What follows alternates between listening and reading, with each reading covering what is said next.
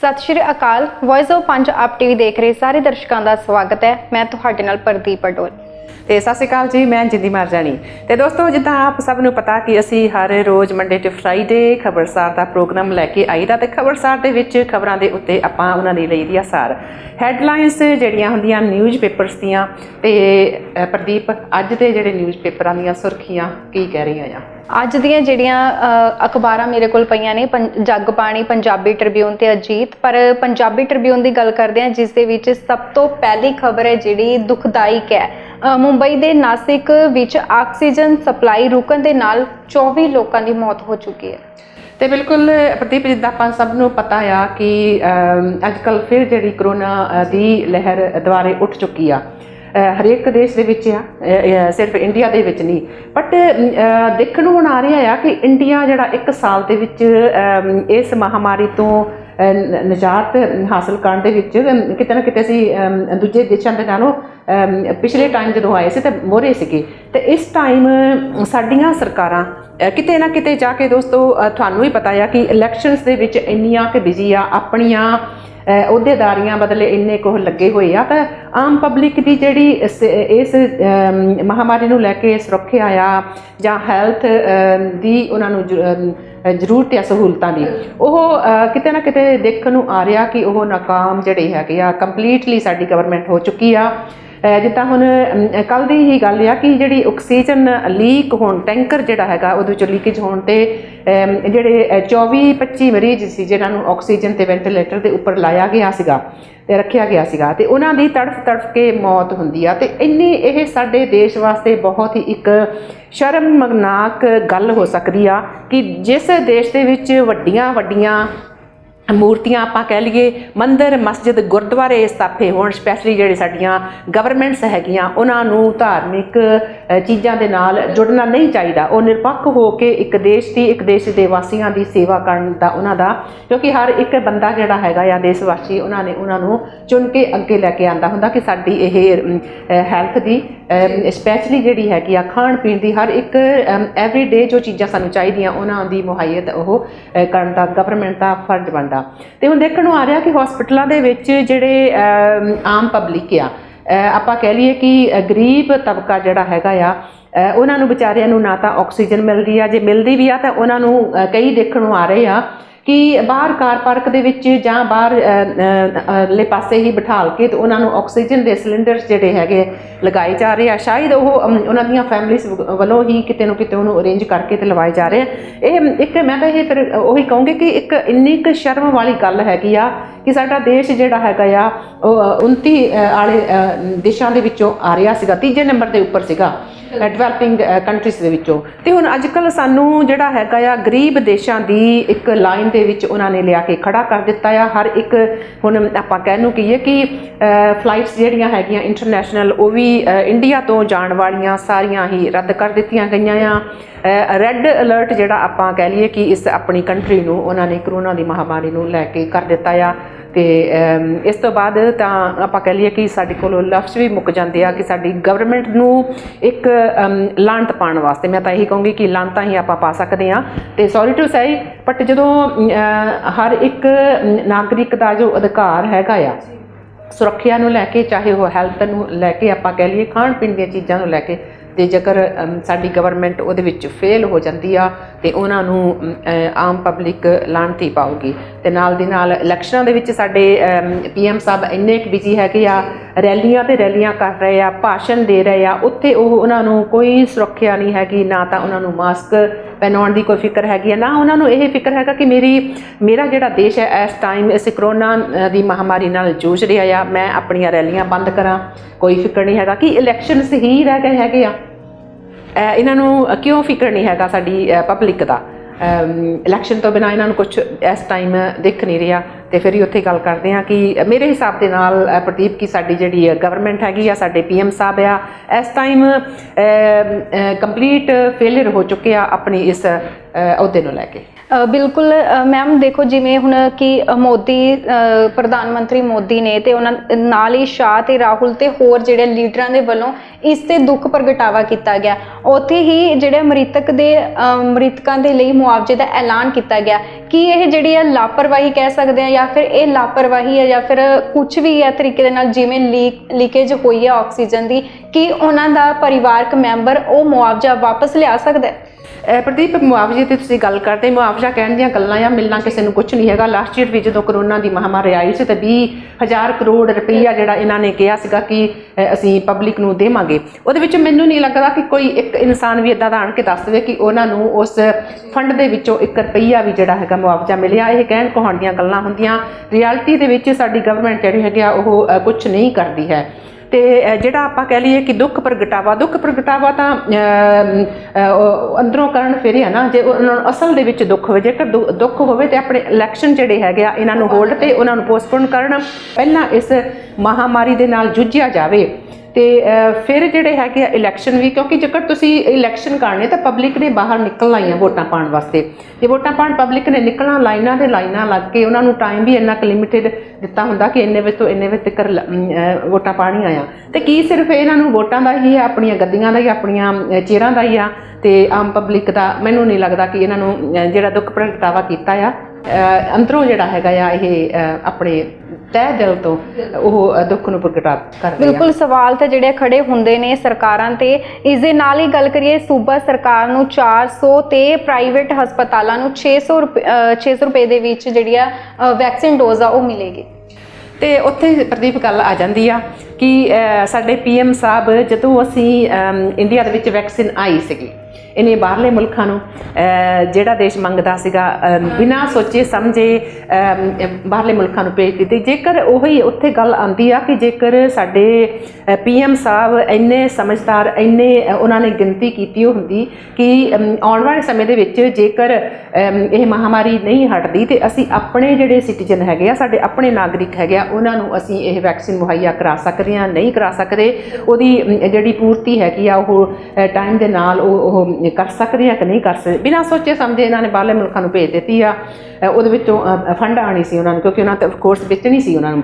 ਤੇ ਹੁਣ ਇੱਥੇ ਆਪ ਦੀ ਜਿਹੜੀ ਇਹਨਾਂ ਦੀ ਪਬਲਿਕ ਹੈਗੀ ਆ, ਉਹਨਾਂ ਕਮੀ ਮਹਿਸੂਸ ਤਾਂ ਇੱਕ ਪਾਸੇ ਕਮੀ ਆ ਰਹੀ ਆ ਤੇ ਉਹਨਾਂ ਚੀਜ਼ਾਂ ਤੋਂ ਇਹਨਾਂ ਤੋਂ ਵਾਂਝੇ ਹੋਣਗੇ ਤਾਂ ਆਫਕੋਰਸ ਜਿਹੜੀ ਆ ਕਰੋਨਾ ਦੀ ਰੁਕਾਵਟ ਤੇ ਇੱਕ ਪਾਸੇ ਕੀ ਹੋਣੀ ਆ ਤੇ ਆਮ ਜਨਤਾ ਨੂੰ ਇਹਦਾ ਲਾਭ ਜਿਹੜਾ ਨਹੀਂ ਮਿਲ ਰਿਹਾ, ਜਿਹਦੇ ਕਾਰਨ ਸਾਰੇ ਮੋਦੀ ਸਾਹਿਬ ਰੋਜ਼ ਕਹਿ ਦਿੰਦੇ ਆ ਕਿ ਮਾਸਕ ਲਾਵੋ ਨਾ, ਘਰਾਂ ਦੇ ਵਿੱਚ ਬੈਠੋ। ਤੇ ਘਰਾਂ ਦੇ ਵਿੱਚ ਤਾਂ ਤੁਸੀਂ ਖੁਦ ਹੀ ਨਹੀਂ ਬੈਠਣ ਦਿੰਦੇ।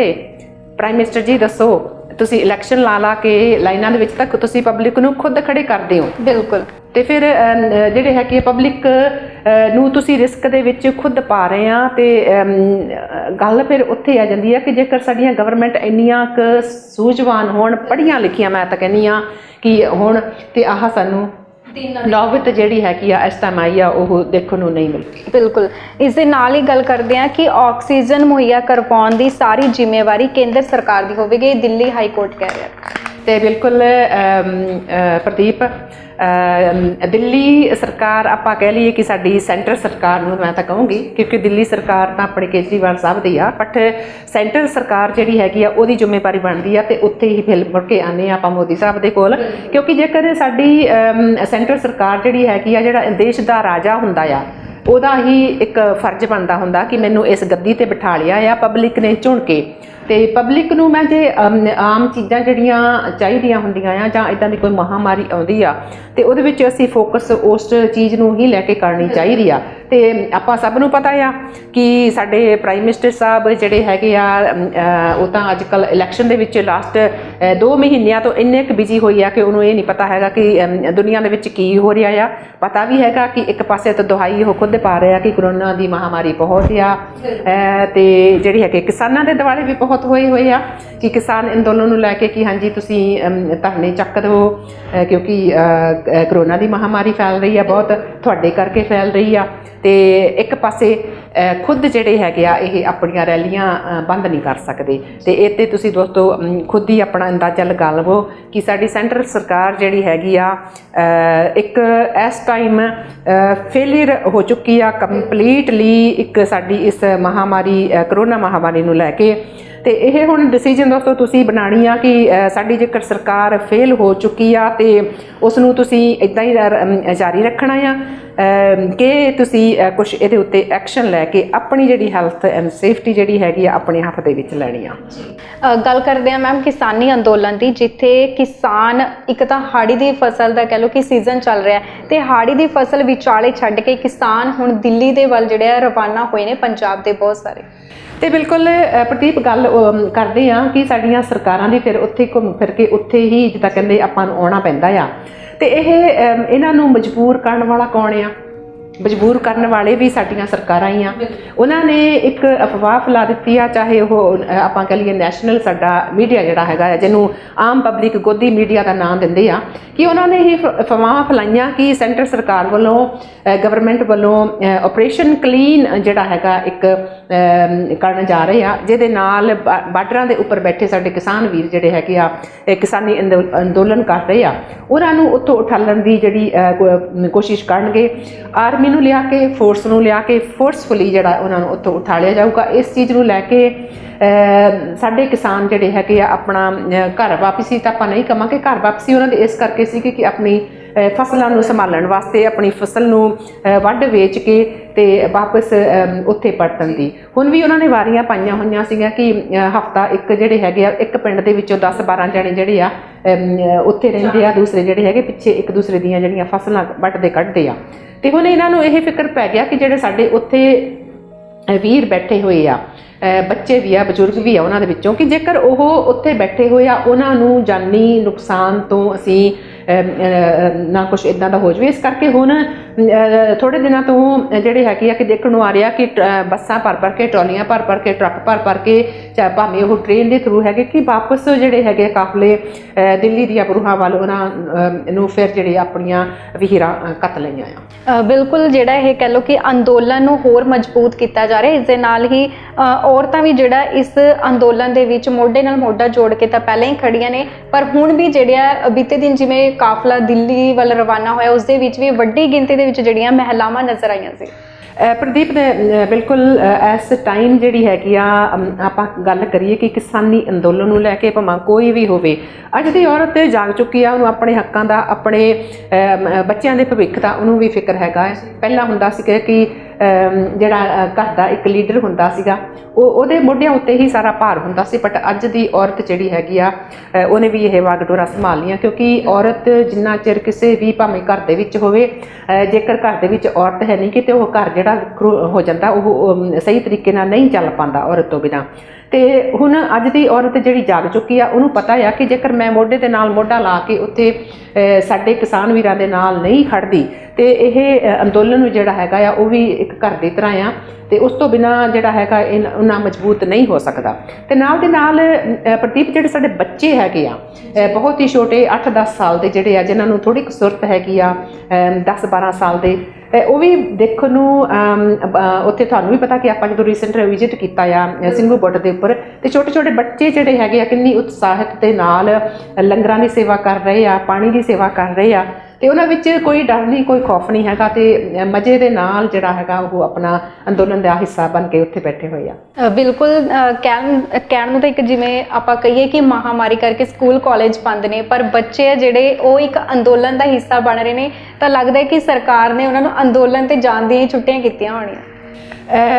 ਅਫਸੋਸ ਆਪਾਂ ਇਸ ਗੱਲ ਦਾ ਕਹਿ ਲਵਾਂਗੇ ਕਿ ਸਾਡੀਆਂ ਸਰਕਾਰਾਂ ਜਿਹੜੀਆਂ ਆ ਸਕੂਲ ਕਾਲਜ ਜਿਹੜੇ ਹੈਗੇ ਆ ਉਹਨਾਂ ਨੂੰ ਜਿੰਦੇ ਲਾ ਦਿੱਤੇ ਆ, ਤੇ ਜਿਹੜੇ ਆਪਾਂ ਕਹਿ ਲਈਏ ਕਿ ਠੇਕੇ ਹੈਗੇ ਆ ਸ਼ਰਾਬ ਦੇ ਉਹਨਾਂ ਨੂੰ ਪੂਰੀ ਖੁੱਲ੍ਹ ਦਿੱਤੀ ਹੈਗੀ ਆ, ਲੇਟ ਨਾਈਟ ਤੱਕ ਖੁੱਲ੍ਹਦੇ ਆ।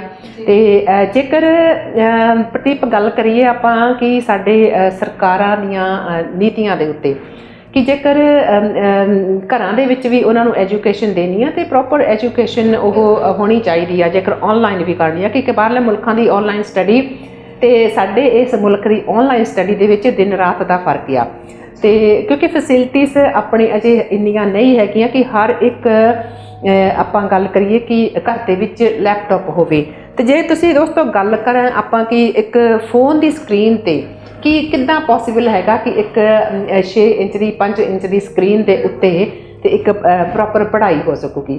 ਤੇ ਦੂਜੇ ਪਾਸੇ ਜਿੱਦਾਂ ਆਪਾਂ ਉਦੋਂ ਵੀ ਗੱਲ ਕੀਤੀ ਸੀ ਕਿ ਸਾਡੇ ਜਿਹੜੇ ਪਿੰਡਾਂ ਦੇ ਪੇਰੈਂਟਸ ਹੈਗੇ ਆ ਉਹਨਾਂ ਕੋਲ ਇੰਨੀ ਐਜੂਕੇਸ਼ਨ ਨਹੀਂ ਹੈਗੀ ਕਿ ਇੰਟਰਨੈਟ ਨੂੰ ਸਮਝ ਸਕਣ ਤੇ ਬੱਚਿਆਂ ਦੀ ਜਿਹੜੀ ਹੈਗੀ ਆ ਉਹ ਸਟੱਡੀ ਦੇ ਵਿੱਚ ਉਹਨਾਂ ਦੀ ਹੈਲਪ ਕਰ ਸਕਣ, ਕਿਉਂਕਿ ਇੰਟਰਨੈਟ ਰੀਸੈਂਟ ਈਅਰਸ ਦੇ ਵਿੱਚ ਆਈਆਂ ਆ ਤੇ ਸਾਡੇ ਬੱਚੇ ਪੇਰੈਂਟਸ ਦੇ ਕੋਲ ਹਜੇ ਇੰਨੀ ਇੰਟਰਨੈਟ ਨੂੰ ਚਲਾਉਣ ਦੇ ਵਿੱਚ ਇੰਨੀ ਉਹਨਾਂ ਨੂੰ ਨੌਲੇਜ ਨਹੀਂ ਹੈਗੀ। ਤੇ ਖੁਦ ਨੂੰ ਜੇ ਨੌਲੇਜ ਨਹੀਂ ਹੈਗੀ ਤੇ ਬੱਚਿਆਂ ਦੀ ਤੁਸੀਂ ਹੈਲਪ ਕਿੱਦਾਂ ਕਰ ਸਕਦੇ ਆ, ਇਹ ਸੋਚਣ ਵਾਲੀ ਗੱਲ ਆ।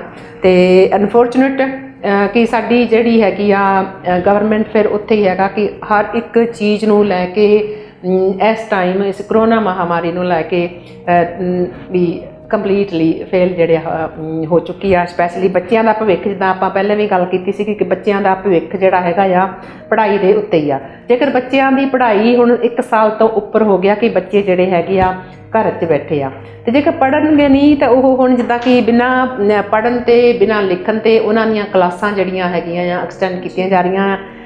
ਈਵਨ 10ਵੀਂ ਵਾਲੇ ਬੱਚੇ ਜਿਹੜੇ 12ਵੀਂ ਵਾਲੇ ਬੱਚੇ ਵੀ ਉਹਨਾਂ ਦੀਆਂ ਵੀ ਐਗਜ਼ਾਮਸ ਨਹੀਂ ਲੈ ਕੇ ਤੇ ਉਹਨਾਂ ਦੀਆਂ ਵੀ ਕਲਾਸਾਂ ਜਿਹੜੀਆਂ ਅੱਗੇ ਆਟੋਮੈਟਿਕ ਕਰ ਦਿੱਤੀਆਂ ਜਾਣਗੀਆਂ। ਤੇ ਸਪੈਸ਼ਲੀ ਜਿਹੜੇ ਛੋਟੇ ਬੱਚੇ ਆ ਉਹਨਾਂ ਨੂੰ ਜੇਕਰ ਪ੍ਰੋਪਰ ਨੌਲੇਜ ਨਹੀਂ ਹੈਗੀ ਉਸ ਚੀਜ਼ ਦੀ, ਤੇ ਜੇ ਹੁਣ 4ਵੀਂ 5ਵੀਂ ਕਲਾਸ ਦੇ ਬੱਚੇ ਜਿਹੜੇ ਹੈਗੇ 5ਵੀਂ 6ਵੀਂ ਦੇ ਆ, ਆਪਾਂ ਕਹਿ ਲਈਏ ਕਿ ਸੈਕੰਡਰੀ ਸਕੂਲ ਦੇ ਵਿੱਚ ਵੀ ਜਿਹੜੇ ਆ ਜੇਕਰ ਉਹਨਾਂ ਨੇ ਸਟੱਡੀ ਕੀਤੀ ਹੀ ਨਹੀਂ ਤੇ ਉਹਨੂੰ ਤੁਸੀਂ ਨੈਕਸਟ ਲੈਵਲ ਤੇ ਭੇਜ ਦਿੰਦੇ ਆ ਤਾਂ ਜਿਹੜਾ ਪਿਛਲਾ ਗੈਪ ਰਹਿ ਗਿਆ ਉਹ ਕਿੱਦਾਂ ਪੂਰਾ ਕਰੂਗਾ। ਬਿਲਕੁਲ ਉਹੀ ਹੈ ਕਿ ਜਿਵੇਂ ਹੁਣ ਬੱਚੇ ਉਸ ਤਰੀਕੇ ਦੇ ਨਾਲ ਪੜ੍ਹਨਗੇ ਵੀ ਨਹੀਂ, ਨਾ ਹੀ ਉਹ ਧਿਆਨ ਦੇਣਗੇ ਸਟੱਡੀ ਵੱਲ। ਇਸ ਦੇ ਨਾਲ ਹੀ ਗੱਲ ਕਰਦੇ ਹਾਂ, ਕਿਸਾਨਾਂ ਵੱਲੋਂ ਕਰੋਨਾ ਖਿਲਾਫ ਜੰਗ 'ਚ ਰੁਕਾਵਟ ਪਾਉਣ ਦੇ ਦੋਸ਼ਾਂ ਤੋਂ ਇਨਕਾਰ ਕਰ ਦਿੱਤਾ ਗਿਆ, ਕਿਉਂਕਿ ਬੀਤੇ ਦਿਨਾਂ ਤੋਂ ਜਿਹੜੀ ਆ ਖਬਰ ਸਾਹਮਣੇ ਆ ਰਹੀ ਸੀ ਕਿ ਆਕਸੀਜਨ ਦੀ ਕਮੀ ਜਿਹੜੀ ਦਿੱਲੀ ਦੇ ਵਿੱਚ ਜਿਵੇਂ ਪਾਈ ਜਾ ਰਹੀ ਹੈ ਉਸ ਦੇ ਲਈ ਕਿਸਾਨ ਅੰਦੋਲਨ ਜ਼ਿੰਮੇਵਾਰ ਹੈ। ਬਿਲਕੁਲ ਪ੍ਰਦੀਪ, ਗੱਲ ਕਰਦੇ ਹਾਂ ਕਿ ਹਰ ਇੱਕ ਚੀਜ਼ ਜਿਹੜੀ ਹੈਗੀ ਆ ਅੱਜ ਕੱਲ੍ਹ ਮੈਨੂੰ ਲੱਗਦਾ ਕਿ ਸਾਡੀ ਗਵਰਨਮੈਂਟ ਨੂੰ ਪੱਲੇ ਝਾੜਨ ਦੀ ਆਦਤ ਪੈ ਚੁੱਕੀ ਆ। ਜੋ ਵੀ ਗੱਲ ਹੁੰਦੀ ਆ ਉਹ ਕਿਸਾਨਾਂ ਦੇ ਮੋਢਿਆਂ ਤੇ ਲਿਆ ਕੇ ਧਰ ਦਿੰਦੇ ਕਿ ਜੇ ਕਿਸਾਨ ਧਰਨਿਆਂ ਤੇ ਬੈਠੇ ਆ ਤਾਂ ਕਰਕੇ ਆ ਹੋ ਰਿਹਾ, ਕਿਸਾਨ ਧਰਨਿਆਂ ਤੇ ਬੈਠੇ ਤਾਂ ਕਰਕੇ ਉਹ ਹੋ ਰਿਹਾ। ਤੇ ਹੁਣ ਅੱਜ ਕੱਲ੍ਹ ਗੱਲ ਜਿਹੜੀ ਹੋ ਰਹੀ ਆ ਕਿ ਕਿਸਾਨ ਆਕਸੀਜਨ ਦੀ ਕਹਿ ਰਹੇ ਆ ਕਿ ਕਿਸਾਨ ਉੱਥੇ ਧਰਨਿਆਂ ਤੇ ਬੈਠੇ ਕਰਕੇ ਆਕਸੀਜਨ ਜਿਹੜੀ ਹੈਗੀ ਆ ਡਿਲੀਵਰੀ ਸਾਡੇ ਕੋਲ ਟਾਈਮ ਨਾਲ ਨਹੀਂ ਪਹੁੰਚ ਹੋ ਰਹੀ। ਤੇ ਆਪਾਂ ਨੂੰ ਵੀ ਪਤਾ ਕਿ ਆਪਾਂ ਹਰ ਰੋਜ਼ ਉੱਥੇ ਜਾਂਦੇ ਆ ਕਿ ਕਿਸਾਨਾਂ ਦੇ ਨਾਲ ਕਿੰਨੀ ਕੁ ਆਮ ਪਬਲਿਕ ਨੂੰ ਜਿਹੜੀ ਉੱਥੇ ਤਕਲੀਫ ਹੁੰਦੀ ਆ। ਟ੍ਰੈਫਿਕ ਫਲੋ ਜਿਹੜਾ ਹੈਗਾ ਵਧੀਆ ਤਰੀਕੇ ਦੇ ਨਾਲ ਉਹ ਮੈਨੇਜ ਕਰ ਰਹੇ ਆ। ਤੇ ਜੇ ਗੱਲ ਕਰੀਏ ਕਿ ਦਿੱਲੀ ਦੇ ਰਾਹ ਜਿਹੜੇ ਹੈਗੇ ਆਪਾਂ ਗੱਲ ਕਰੀਏ ਕਿ ਸਿੰਘੂ ਬਾਰਡਰ ਦੇ ਵਿੱਚ ਦੀ ਨਿਕਲ ਕੇ ਜਾਂਦਾ ਆ ਤੇ ਉੱਥੇ ਵੀ ਡਾਇਵਰਸ਼ਨ ਪ੍ਰੋਪਰ ਤਰੀਕੇ ਦੇ ਨਾਲ ਲੱਗੀ ਹੋਈ ਆ। ਤੇ ਜੇ ਕਿਤੇ ਕਦਾਈ ਕੋਈ ਟ੍ਰੈਫਿਕ ਦੇ ਵਿੱਚ ਇਦਾਂ ਦਾ ਹੋ ਵੀ ਜਾਂਦਾ ਆ ਕਿ ਟ੍ਰੈਫਿਕ ਜਾਮ ਹੋਣ ਦੇ ਅਸਾਰ ਆ ਜਾਂਦੇ ਆ ਤਾਂ ਤੇ ਉੱਥੇ ਪ੍ਰੋਪਰ ਤਰੀਕੇ ਦੇ ਨਾਲ ਜਿਹੜਾ ਹੈਗਾ ਉਹਨਾਂ ਨੇ ਆਰਗੇਨਾਈਜ਼ ਕੀਤਾ ਆ। ਜਿਹੜੀਆਂ ਐਮਰਜੈਂਸੀ ਸਰਵਿਸਿਜ਼ ਆਪਾਂ ਐਂਬੂਲੈਂਸ ਕਹੀਏ, ਚਾਹੇ ਕੋਈ ਵੀ ਕਿਸੇ ਨੇ ਹਸਪੀਟਲ ਜਾਣਾ ਕੁਝ ਵੀ ਜਾਣਾ, ਉਹਨਾਂ ਨੂੰ ਪ੍ਰੋਪਰ ਤਰੀਕੇ ਦੇ ਨਾਲ ਉਹ ਕੱਢਦੇ ਆ। ਤੇ ਜੇ ਗੱਲ ਕਰੀਏ ਕਿ ਆਕਸੀਜਨ ਨੂੰ ਉੱਥੋਂ ਦੀ ਲੰਘਣ ਦੀ, ਤੇ ਮੈਨੂੰ ਨਹੀਂ ਲੱਗਦਾ ਕਿ ਸਾਡੇ ਜਿਹੜੇ ਨੌਜਵਾਨ ਉੱਥੇ ਪੈਰੇ ਦੇ ਉੱਪਰ ਹੁੰਦੇ ਆ ਤੇ ਉਹ ਇਹਨਾਂ ਚੀਜ਼ਾਂ ਨੂੰ ਰੁਕਾਵਟ ਬਣਨਗੇ। ਤੇ ਇੱਥੇ ਸਿਰਫ ਮੈਨੂੰ ਤਾਂ ਲੱਗਦਾ ਕਿ ਸਾਡੀਆਂ ਗਵਰਨਮੈਂਟ ਹੈਗੀਆਂ ਆਪਣੇ ਜ਼ਿੰਮੇਵਾਰੀਆਂ ਤੋਂ ਪੱਲੇ ਝਾੜਦੀ ਨਜ਼ਰ ਆ ਰਹੀ ਆ। ਬਿਲਕੁਲ, ਕਿਸਾਨ ਜਥੇਬੰਦੀਆਂ ਵੱਲੋਂ ਵੀ ਕਿਹਾ ਗਿਆ ਕਿ ਉਹ ਹਾਲਾਂਕਿ ਕਿਸੇ ਵੀ ਤਰੀਕੇ ਦੀ ਨਾਲ ਐਮਰਜੈਂਸੀ ਸੇਵਾਵਾਂ ਆ ਜਾਂ ਉਹਨਾਂ ਨੂੰ ਤਾਂ ਪਹਿਲਾਂ ਹੀ ਖੁੱਲ੍ਹ ਉਹਨਾਂ ਦੇ ਵੱਲੋਂ ਦਿੱਤੀ ਜਾਂਦੀ ਸੀ, ਤਾਂ ਉਹ ਜਿਹੜੀ ਆ ਆਕਸੀਜਨ ਜੋ ਵੀ ਅੱਗੇ ਪ੍ਰੋਵਾਈਡ ਕਰਵਾਉਣੀ ਹੈ ਤਾਂ ਉਹਨਾਂ ਨੂੰ ਨਹੀਂ ਲੱਗਦਾ ਕਿ ਉਹ ਇਸ ਤਰੀਕੇ ਦੀ ਉਹਨਾਂ 'ਤੇ ਕਹਿ ਲਓ ਕਿ ਅਜਿਹਾ ਕੁਛ ਕੀਤਾ ਜਾਂਦਾ ਆ। ਪਰ ਮੈਨੂੰ ਲੱਗਦਾ ਕਿ ਆਪਾਂ ਨੂੰ ਸਮਾਂ ਹੋਰ ਇਜਾਜ਼ਤ ਨਹੀਂ ਦਿੰਦਾ ਕਿ ਅਸੀਂ ਹੋਰ ਖਬਰਾਂ ਦੀ ਚਰਚਾ ਕਰੀਏ। ਜੀ ਪ੍ਰਦੀਪ ਤੇ ਦੋਸਤੋ, ਅੱਜ ਦੀਆਂ ਜਿਹੜੀਆਂ ਅਹਿਮ ਖਬਰਾਂ ਸੀ ਉਹ ਤੁਹਾਡੇ ਨਾਲ ਅਸੀਂ ਕੀਤੀਆਂ ਸਾਂਝੀਆਂ। ਉਮੀਦ ਕਰਦੀ ਹਾਂ ਕਿ ਇਨਫੋਰਮੇਸ਼ਨ ਜੋ ਤੁਹਾਨੂੰ ਪ੍ਰੋਵਾਈਡ ਕੀਤੀ ਆ ਤੁਹਾਨੂੰ ਲੱਗੀ ਹੋਗੀ ਚੰਗੀ, ਤੁਹਾਡੇ ਕੰਮ ਆਈ ਹੋਗੀ। ਤੇ ਇਦਾਂ ਹੀ ਹਰ ਰੋਜ਼ ਮੰਡੇ ਟੂ ਫਰਾਈਡੇ ਅਸੀਂ ਲੈ ਕੇ ਹਾਜ਼ਰ ਹੋਇਆ ਕਰਾਂਗੇ ਖਬਰਸਾਰ ਦਾ ਪ੍ਰੋਗਰਾਮ, ਜਿਨ੍ਹਾਂ ਦੇ ਵਿੱਚ ਹੈਡਲਾਈਨਸ ਜਿਹੜੀਆਂ ਹੁੰਦੀਆਂ ਉਹਨਾਂ ਤੇ ਆਪਾਂ ਕਰੀ ਦੀ ਡਿਸਕਸ਼ਨ। ਤੇ ਬਣੇ ਰਹੋ ਦੋਸਤੋ ਵੌਇਸ ਆਫ ਪੰਜਾਬ ਦੇ ਨਾਲ। ਤੇ ਇਹ ਆ ਕਿ ਜੇਕਰ ਤੁਸੀਂ ਅਪਡੇਟਸ ਲੈਣੀ ਹੁੰਦੀ ਆ ਹਰ ਕਿਸਾਨੀ ਅੰਦੋਲਨ ਦੀ, ਹਰ ਨਿਊਜ਼ ਦੀ, ਤੇ ਸਾਡਾ ਫੇਸਬੁੱਕ ਪੇਜ ਲਾਈਕ ਕਰਨਾ, ਫੋਲੋ ਕਰਨਾ ਨਾ ਭੁੱਲਣਾ, ਤੇ ਨਾਲ ਦੇ ਨਾਲ YouTube ਚੈਨਲ ਨੂੰ ਵੀ ਸਬਸਕ੍ਰਾਈਬ ਕਰੋ ਤੇ ਬੈਲ ਆਈਕਨ ਨੂੰ ਦਬਣਾ ਨਾ ਭੁੱਲਣਾ, ਕਿਉਂਕਿ ਬੈਲ ਆਈਕਨ ਦੇ ਨਾਲ ਤੁਹਾਨੂੰ ਹਰ ਇੱਕ ਨਵੀਂ ਵੀਡੀਓ ਦੀ ਅਪਡੇਟ ਜਿਹੜੀ ਹੈਗੀ ਆ ਤੁਹਾਡੇ ਕੋਲ ਆਣ ਕੇ ਘੰਟੀ ਵਜਾ ਦਿਆ ਕਰੂਗੀ। ਤੇ ਹੁਣ ਅਸੀਂ ਲੈਂਦੇ ਹਾਂ ਇਜਾਜ਼ਤ ਪ੍ਰਦੀਪ, ਤੇ ਦੇਖਦੇ ਰਹੋ ਇਹ ਸਭ ਪੰਜਾਬ ਦੋਸਤੋ। ਸਾਨੂੰ ਦੇਵੋ ਇਜਾਜ਼ਤ। ਸਤਿ ਸ਼੍ਰੀ ਅਕਾਲ ਦੋਸਤੋ।